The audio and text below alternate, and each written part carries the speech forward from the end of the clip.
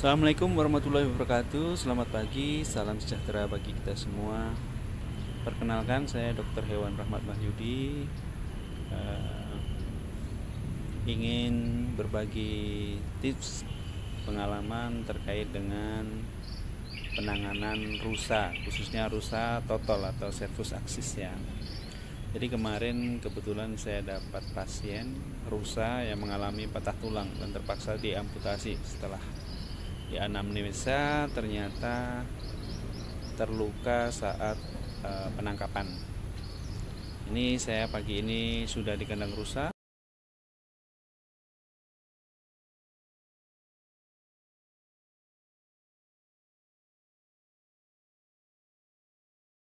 Jadi kita sudah di kandang rusa total, jadi servus aksis. Ini rusa yang umum dipelihara oleh masyarakat, dan kalau menurut asal usulnya rata-rata mereka berasal dari Istana Presiden yang ada di Bogor. Itu sudah dari era zaman Bapak Soeharto dulu sudah didistribusikan ke daerah-daerah, dan ini sudah beranak pinak. Kemungkinan besar yang dari alam juga sedikit. Jenis yang umum dipelihara antara lain rusa sambar, tapi jarang karena ukurannya besar. Kemudian rusa Jawa, Servus timurensis. Kemudian sedikit rusa bawean dan sejenisnya. Itu rusa-rusa kita yang saat ini dipelihara ada 19 ekor, dan baru 2 minggu yang lalu melahirkan. Karakteristik rusa ini walaupun sudah dekat dengan kita sangat liar. Walaupun dia sudah hand feeding, maksudnya dikasih makan lewat tangan, tapi ketika kita mengekang itu akan berontak, dan itu membahayakan bagi kita maupun bagi orang lain, terutama pada rusa yang bertanduk. Nah, itu bisa menusuk bagian tubuh kita. Karakteristik mereka adalah sangat liar. Jadi untuk penangkapannya tergantung dari banyak faktor, antara lain jumlahnya, kemudian lokasi kandangnya, kemudian ukuran berat badannya, tanduk terutama, kemudian seberapa jauh akan kita pindah, kemudian di rusa ini dia ada ketuanya, ada jantan dominannya yang akan memandu pergerakan ketika dia stres. Nah, ini saya sudah hampir tiap hari menengok mereka, cuma ketika dilihatnya saya memegang sesuatu, dia akan curiga, dan ketika dia panik dia tidak akan segan-segan menabrak pagar BSC, pagar tembok. Itulah kenapa banyak terjadi kasus patah tulang ataupun kematian setelah penangkapan. Jadi rusa ketika panik dia tidak akan peduli bahwa dia menabrak tembok ataupun menabrak besi pagar. Mereka tidak segan untuk membunuh dirinya sendiri. Jadi rusa ini sangat liar. Itu anak yang lahir 2 minggu semalam ada 2 ekor. Kemudian ada abangnya yang satu 2 bulan yang lalu juga melahirkan. Nah, ini kalau kita lihat, ini ada rusa yang agak bengkok kakinya. Nah, itu terluka ketika proses penangkapan pemindahan sekitar 2 tahun yang lalu. Nah, ini sangat panik. Nah, sangat panik. Jadi ini akan jauh lebih panik ketika ada 1 atau 2 orang lagi yang akan masuk. Seperti teman-teman. Nah, ini akan membahayakan bagi rusa sendiri ataupun bagi manusianya. Nah, apalagi kalau kandang kita dekat di pemukiman atau jalan raya, jadi ketika kita bisa lepas keluar, itu akan sangat membahayakan dan akan sangat sulit untuk ditangkap kembali.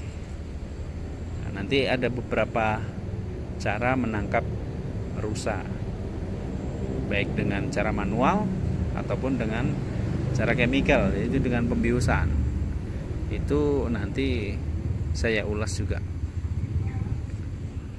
Ya, kandangnya sebenarnya ini kesempitan karena rumputnya udah nggak ada lagi, dan ini ada indigo vera sebagai tanaman juga. Dia akan memanjat, terpaksa ditutup dengan besi karena nanti kalau dia makan kulit daunnya, kambiumnya, itu akan mati. Nah, ini banyak yang sudah mati.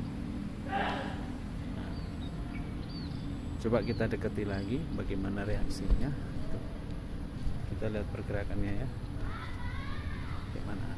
Sudah mulai panik. Begitu kita panik. Itu yang nggak bisa kita prediksi.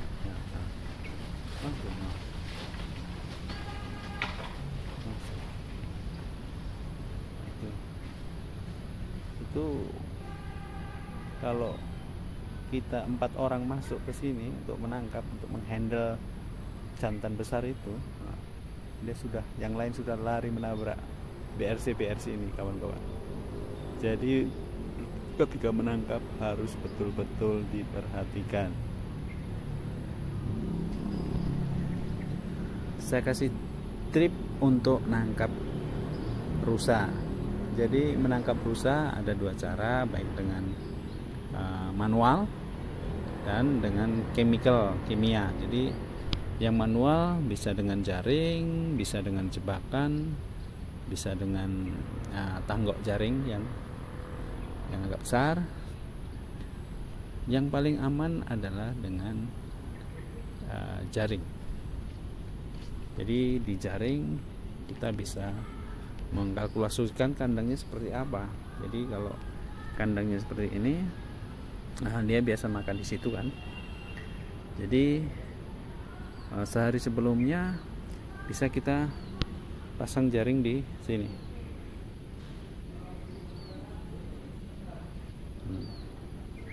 Jadi ketika mereka memakan di sana, jaring bisa kita tarik ke sana, seret gitu. Jadi dia otomatis akan menabrak. Biarkan dia menabrak dan tergulung oleh jaring itu. Jadi jaring nggak boleh ketat, biarkan aja kendor. Jadi dia akan menggulung di situ. Baru kemudian nanti 2-3 orang menangkap rusa satu persatu. Hal yang bisa dilakukan yang paling aman tapi tidak bisa bekerja secara cepat, yaitu dengan jebakan individu. Nanti bisa dibikinkan kotak transport box di sana, sekaligus kotak yang akan dipakai untuk mengangkut kemana dia akan dibawa. Jadi tidak terlalu besar, tidak terlalu kecil, yang penting pintu bisa masuk, kemudian di pick up enak, individu juga masuk, dan tidak berat. Jadi bisa digotong 2 atau maksimal 4 orang, dan bahannya kuat, ada jendelanya untuk mengintip hewan yang ada di dalam, dan bisa juga untuk memberi akses minuman. Jadi transport box diletakkan di situ bisa berminggu-minggu agar dia terbiasa makan di dalamnya. Jadi ketika dia lengah ya kita jebak. Tapi kelemahannya kalau dia sudah lolos dari jebakan ya dia tidak akan mau lagi itu. Dan kalau kita dikejar waktu juga akan sulit dapat. Nah, kemudian jaringnya harus panjang atau paling enggak dua jaring ya. Jadi jaring untuk membatasi gerak menggiring, kemudian jaring yang sengaja ditabrak untuk rusa itu. Jadi usahakan dicari tempat yang kuat dan mudah untuk kita mengakses. Nah, terutama pintu, kita harus ada pintu ketika kita tangkap di sana, harus ada pintu lainnya di sini. Jadi tengoklah, ini aja kita baru dekatin sini karena dari tadi kita sudah di sini, dia enjoy aja karena nggak ada hal apa-apa. Tapi coba kalau ada satu orang lagi, pasti langsung berlarian tidak karuan. Nah, ini yang kecil, kawan-kawan. Nah, langsung semua ngikut.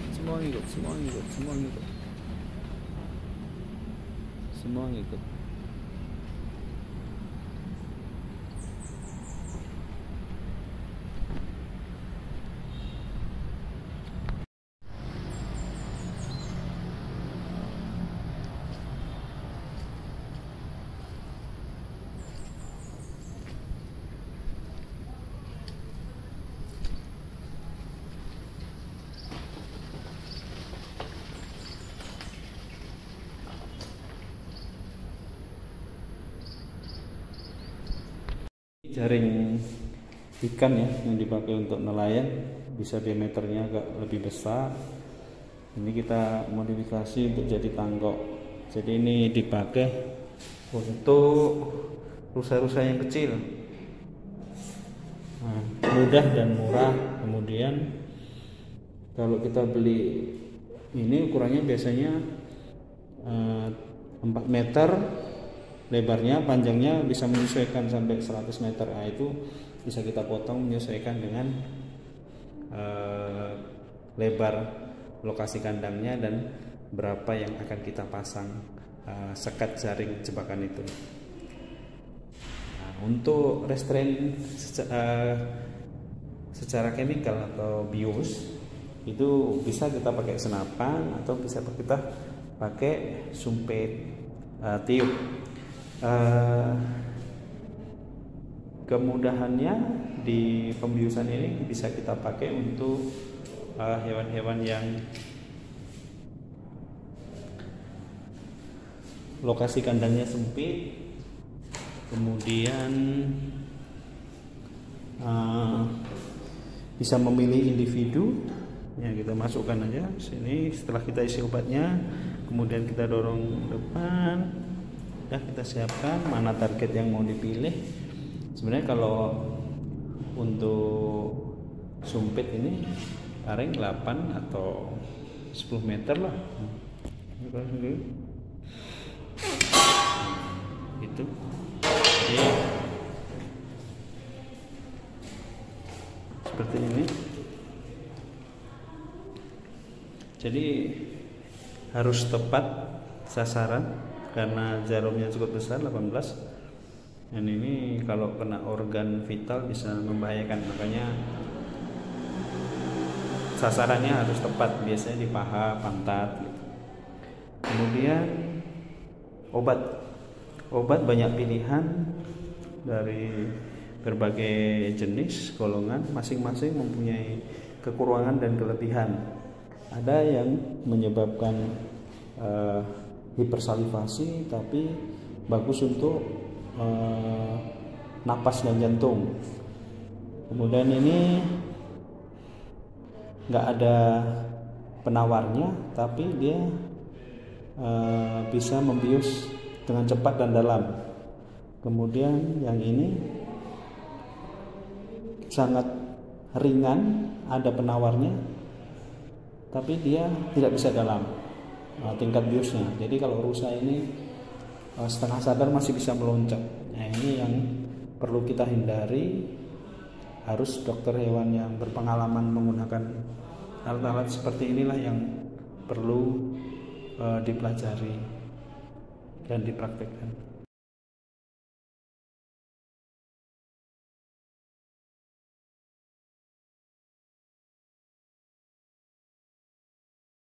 Teman-teman yang ingin mempelajari terkait dengan rusa, terkait dengan biologis morfologinya, bisa mencari literatur seperti ini.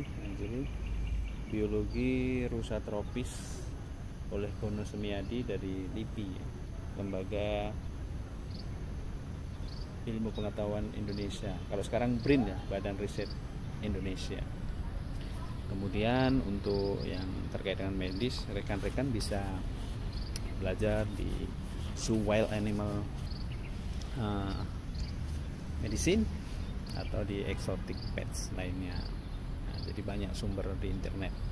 Jadi jangan lupa like dan subscribe. Kalau ada komentar silahkan ditulis pertanyaannya atau mungkin sarannya. Jadi untuk kebaikan kita semua. Terima kasih. Wassalamualaikum warahmatullahi wabarakatuh. Salam sejahtera bagi semua. Selamat pagi.